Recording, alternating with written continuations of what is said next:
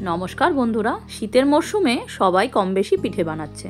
তবে আজ আমরা বানাবো ক্ষীরের পাটিসাপটা। চলুন দেখা যাক কিভাবে বাড়ির খুব সহজ উপকরণ দিয়েই তৈরি করা যায় এই ক্ষীরের পুর। একটা প্যানে প্রথমে নিয়ে নেব 500 ml দুধ। দুধটাকে আগে ভালো করে ফুটিয়ে নিতে হবে।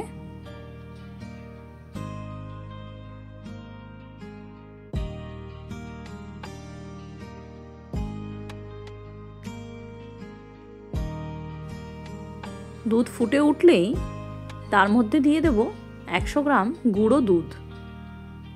যে কোনো গুঁড়ো দুধ ব্যবহার করতে পারেন। আমি এখানে নিয়েছি আমুলিয়ার গুঁড়ো দুধ। দুধটাকে আস্তে আস্তে করে অল্প অল্প করে মেশাতে হবে। খুন্তি দিয়ে ভালো করে নাড়তে থাকতে হবে যাতে তলায় না লেগে যায়। ফ্লেমটাকে আমরা মিডিয়াম হাইতেই রাখবো। তবে কন্টিনিউয়াস নেড়ে যেতে হবে যাতে প্যানে একদমই নিচে না লেগে যায়। প্যানের চারিপাশে যে সরটা জমছে সেটা খুন্তি দিয়ে ভালো করে খুঁচিয়ে দুধের সাথে মিশিয়ে দিতে হবে।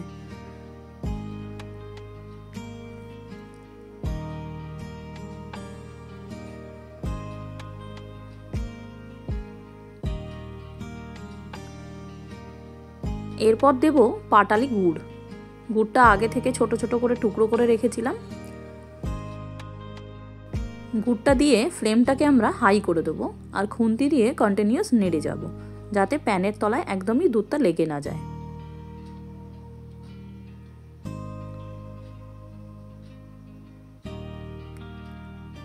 গুড়টাকে আস্তে আস্তে গলিয়ে নেব।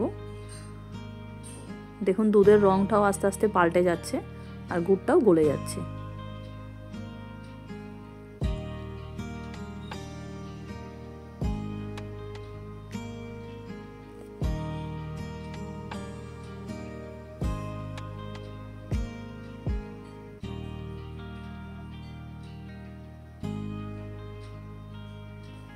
দুধটা পুরোপুরি ঘন হয়ে এসছে আর গুড়টাও আমাদের গলে গেছে। এই সময় আমরা দিয়ে দেবো 100 গ্রাম মতন খোয়া ক্ষীর।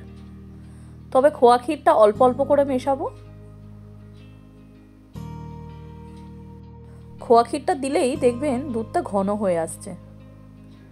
ফ্লেমটা কিন্তু হাইতেই থাকবে আর আমরা কন্টিনিউয়াস নেড়ে যাব। দেখুন একদম ঘন হয়ে আসছে দুধটা। ঠিক এই সময় আমরা দিয়ে দেব 2 চা চামচ চালের গুঁড়ো।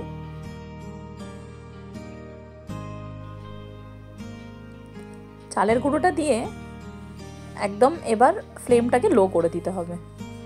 আর দেখবেন আস্তে আস্তে ক্ষীরটা এরকম প্যান ছেড়ে দিচ্ছে।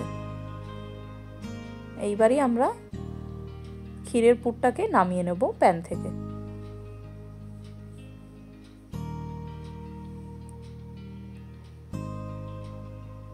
এবার যেভাবে পাটিসাপটা বানায় সেভাবেই আমরা মাঝখানে লম্বা লম্বা করে পুর বানিয়ে পাটিসাপটা বানাবো। তাহলে দেখলেন তো কিভাবে সহজ উপায়ে আমরা পাটিসাপটার জন্য খুব সুন্দর একটা খোয়া ক্ষীর তৈরি করলাম। এই খোয়া ক্ষীরটা দিয়ে পাটিসাপটাটা বানালে পাটিসাপটার স্বাদ আরও দ্বিগুণ বেড়ে যায়। এই রান্নাটা কেমন লাগলো আমাকে অবশ্যই জানাবেন কমেন্ট করে। আমার চ্যানেলটা যদি এখনও সাবস্ক্রাইব না করে থাকেন অবশ্যই সাবস্ক্রাইব করে বেল বাটনটা প্রেস করতে একদম ভুলবেন না। ভিডিওটা ভালো লাগলে একটা লাইক, শেয়ার আর কমেন্ট করে দেবেন। আর আপনারাও এই শীতের মরশুমে কী কী পাটিসাপটা বানালেন বা কী কী পিঠে পুলি বানালেন সেটাও আমাকে জানাবেন কমেন্ট করে।